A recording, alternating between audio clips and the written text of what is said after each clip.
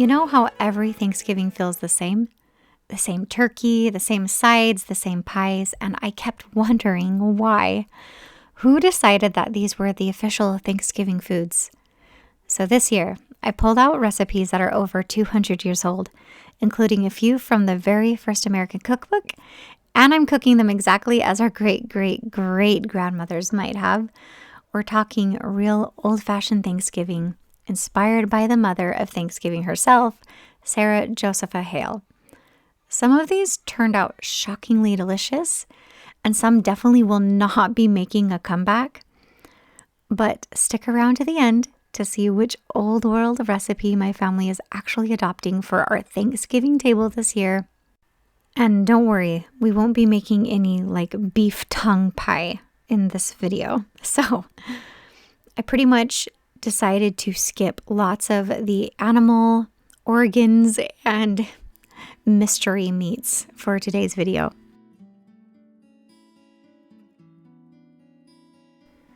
But there will be a vinegar pie, so that's pretty much going out on a limb. This pie crust that we're putting together is made with lard and butter, flour, a little bit of salt, and even though the recipe didn't call for ice water, I did add some ice water. These ancient recipes are a bit hard for our modern brains to understand. They just measured things differently, and this pie crust was a huge recipe. So the recipe that I put here on the screen, and also I will put down below for you guys, is a good recipe for you guys to follow. I don't think I got the proportions quite right when I was putting it together.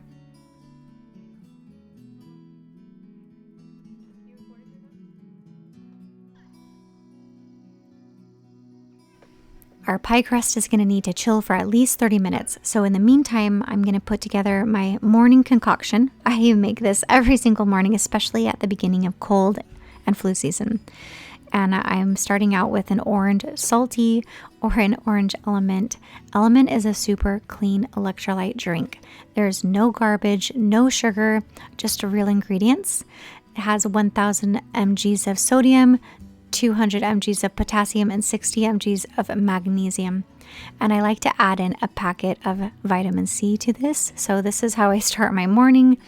I take my vitamins. I always start out with some vitamin B, some iron, and of course my probiotics. And that's how I'm trying to stay healthy and on top of my immune system this time of year. LMNT has been there for me in times of pregnancy, nursing, really helping out with my migraines as a nursing mother, and especially during the summertime, the hot summers here in farming and gardening season. I can tell when I take LMNT that my body feels better with their perfect balance of minerals, magnesium, and sodium can help with your nervous system and even help you sleep better at night. Really exciting and just perfect for this holiday season as they come out with new sparkling drinks with a couple new flavors like pineapple and black cherry.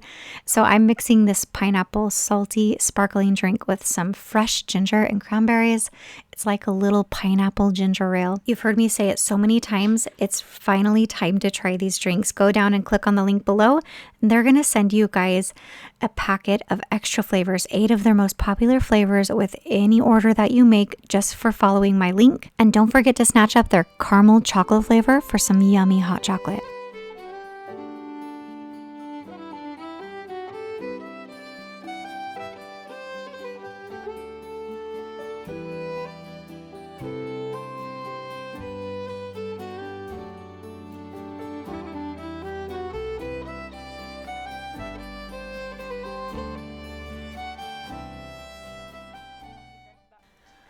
I always thought that the first Thanksgiving was with the Pilgrims and when the Native Americans came together and shared a feast. But as I was doing my studying about Thanksgiving, I came across the name Sarah Josepha Hale, who was this amazing, strong woman in our history who I don't know why I hadn't learned about her before. She's responsible for our Thanksgiving holiday. She was an editor and a writer, and she is responsible for the traditional Thanksgiving dinner menu as we know it. And this is her cranberry sauce recipe. I thought it would be appropriate to get one of those fancy copper molds off the wall and put it to good use. to do what it's really meant to do, and that is to make a beautiful jelly mold to put on the dinner table. So without making this a total history lesson, because that's not what I'm here to do, Sarah Josepha Hale campaigned to make Thanksgiving a national holiday. She wanted to unite the country. This was right during the thick of the Civil War. She wanted to unite families back together, so she campaigned for a national Thanksgiving holiday. And she was campaigning tirelessly. She wrote about it in magazines that she edited and went to schools and taught them about the first dinner between the Native Americans and the Pilgrims. And she fought for this holiday until it finally got the ear of President Lincoln, and it became a national holiday. The last Thursday of every November is Thanksgiving.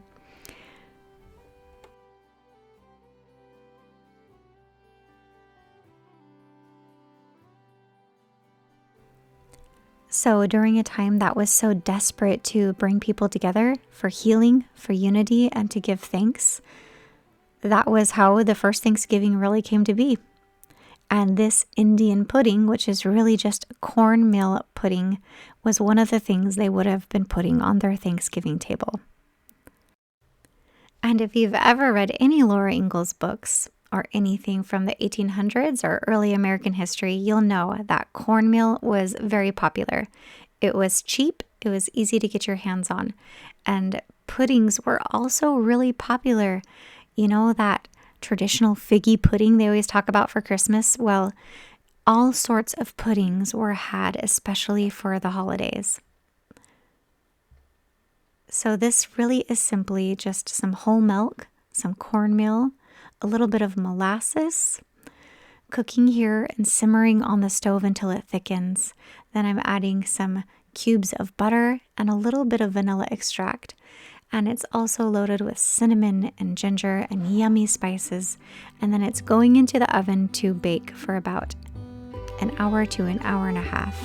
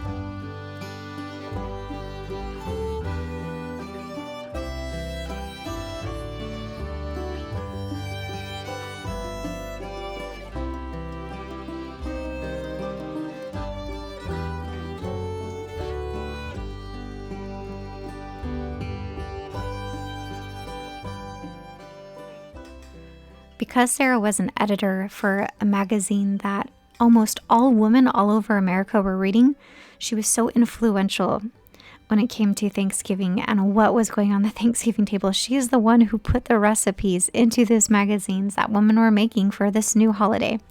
One of those recipes was her Thanksgiving apple pudding pie. And this is basically some stewed apples on the stove that you mash up with a lemon peel and then, of course, make a custard pie with. So I thought I would save myself a little bit of time today by using some of my own stewed apples that I have. I have some apple butter that I was able to use. The only difference is that there's some of the spices that are included that are not in the original recipe, which I thought could only make it all the more delicious. So this is a pretty simple recipe, especially if you're just going to use some applesauce instead of stewing the apples yourself on the stove. So if you're looking for something that's a little bit different than your traditional apple pie, and if you love custard pies, this is a really sweet and simple, delicious custard pie that you could try for your Thanksgiving meal.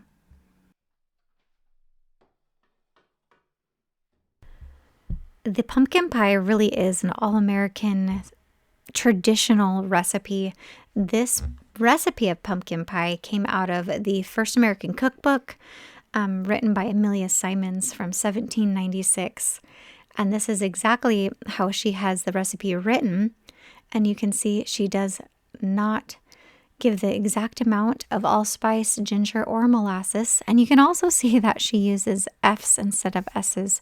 If anybody knows why they used to write like that, I would love to know what you have to say down in the comments below.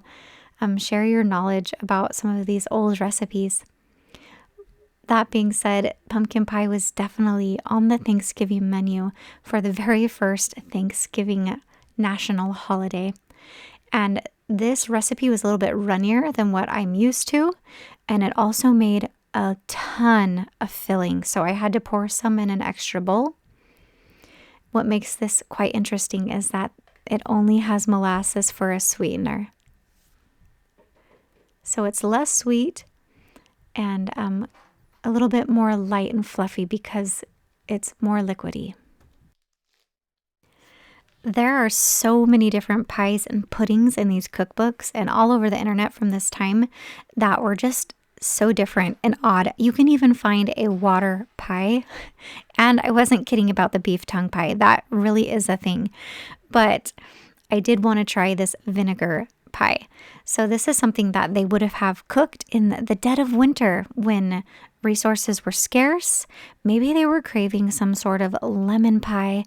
And so they came up with this vinegary. It's really a sweet and a little sour custard pie is what it is.